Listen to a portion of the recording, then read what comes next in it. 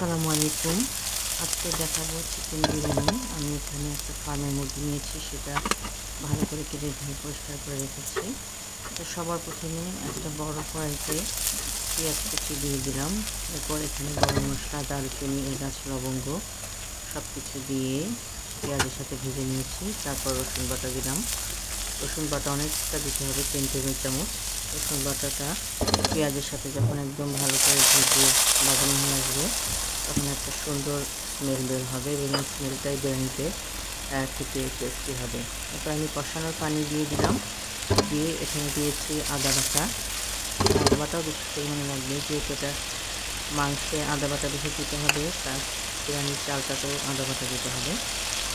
এখন আমি লবণ দিয়ে দিলাম, দিয়ে এরপর আমি এখানে একটু বাদাম বাটা দিয়েছি, দিয়ে এরপর জিরা বাটা দিলাম।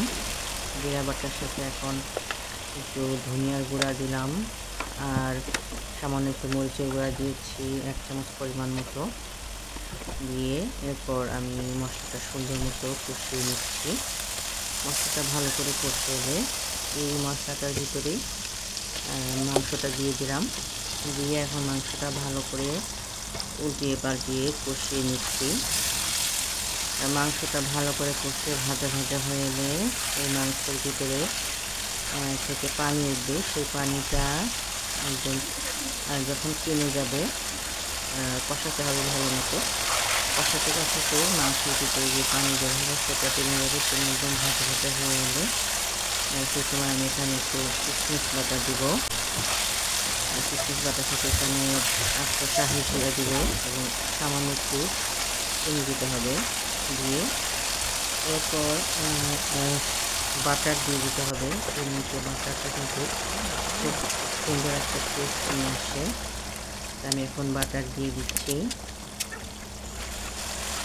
বাটারটা দিয়ে আমি চুলার জালটা ভালো করে বাড়িয়ে দিয়েছি, যাতে বাটারটা তাড়াতাড়ি গলে যায়। এরপর সুন্দর করে ভাজা ভাজা করে তারপর আমি এখানে সামান্য একটু চিনি দিলাম, 2 চামচ দিয়েছি, দিয়ে পনির করে নিচ্ছি। এই মাংসটা আমি আর পানি দিয়ে সিদ্ধ করবো না, এটাকে একদম কষানো হয়ে গেলে সরাসরি দুধ দিয়ে দেবে। দুধে সিদ্ধ হবে এই মাংসটা।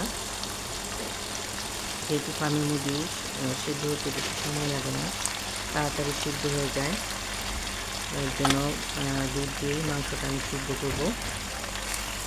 এরপর আমি এখানে ভালো করে মাংসটা নেড়ে চেড়ে দিলাম, যাতে মাংসটা মধ্যে ভালো করে মশলাটা ঢুকে এবং দুধটা ভালো করে মিশে যায়। তা এখন আমি আগে থেকে কিছুটা আলু ভেজে রেখেছিলাম, সেই ভেজে রাখা আলুটা আমি মাংসতে দিয়ে দিলাম। দিয়ে এখন আমি ভালো করে নেড়ে চেড়ে দিচ্ছি এবং ভেজে রাখা আলুটা এখন মাংসের ভিতরে সুন্দর মতো সিদ্ধ হবে। এই পর্যায়ে আমি কাঁচামরিচ দিয়ে দিলাম। বিরিয়ানি টেস্টি হওয়ার আরেকটা সিক্রেট হচ্ছে পরিমাণে বেশি করে কাঁচামরিচ দিতে হয়, তাহলে খাওয়ার সময় কাঁচামরিচের ফ্লেভারটা বিরিয়ানির স্বাদ বাড়ায়। কাঁচামরিচ দেওয়ার পর আমি এখানে পাউডার দুধ দিয়ে দিব। প্রচুর পরিমাণে পাউডার দিতে হবে, বেশি করে, কারণ দুধের উপরেই বিরিয়ানি টেস্টটা আসবে। এখন আমি বিরিয়ানি থেকে দেখুন, এই চিকেনের মাংসটা থেকে তেল ভেসে উঠেছে, একদম অনেক সুন্দর তেল ভেসে উঠেছে এবং খুব সুন্দর একটা কালার এসেছে। এই পর্যায়ে আমি এখানে দিয়ে দিলাম গুঁড়া দুধ। গুঁড়া দুধ দিয়ে এরপর আমি এখানে দুধের সাথে একটু লেবুর রস দিয়েছি। দেখেন আমি লেবুর রসটা কিন্তু আগে করে রেখেছিলাম, সেই লেবুর রসটাও সাথে দিয়ে দিলাম। এই বিরিয়ানি টেস্টি হওয়ার আরেকটা সিক্রেট হচ্ছে লেবুর রস দিতে হবে, লেবুর রস দিতে হবে, দিতে এই বিরিয়ানিটা সেরকম লেভেলের মজা হবে আর কি। আর কিশমিশ বাটা দিতে হবে, বাদাম বাটাও দিতে হবে। তা আমি এখন এই পর্যায়ে রাঁধুনি বিরিয়ানির মশলা, যেটা চিকেন বিরিয়ানির মশলা, সেই মশলাটা দিয়ে দিব।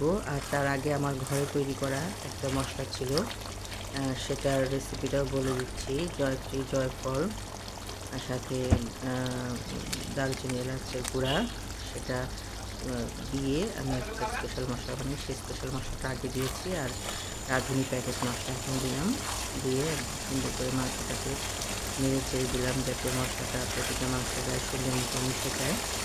তো এখানে ঝোল টেনে একদম ভাজা ভাজা হয়ে এসেছে। এই পর্যায়ে আমি আবারও লিকুইড দুধ দিয়েছি। দুধ দিয়ে মাংসটা টোটালি সিদ্ধ হয়েছে, এখানে কিন্তু কোনো পানি ব্যবহার করিনি, শুধু লেবুর রসটাই একটু পানি আকারে ছিল।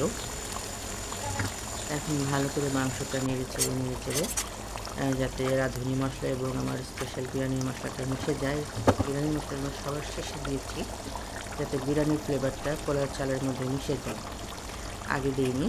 তো এখন আমার যেই পোলাও চালটা আমি 60% সিদ্ধ করে রেখেছিলাম, সেখানে দিয়েছিলাম আদা বাটা, 2 চামচ সয়াবিন তেল, 4 চামচ সয়াবিন তেল, আর দিয়ে আমি সিদ্ধ করেছিলাম চালটা, সেই চালটাকে 60% সিদ্ধ করা চালটা আমি এখন মাংসের সাথে মিশিয়ে দিচ্ছি। দিয়ে এরপর দুটো বালতি এখন বিরিয়ানি মিক্স করে নিয়েছি। এখন দেখুন কি সুন্দর একটা ঝাঁঝরা বিরিয়ানি হয়ে গেছে।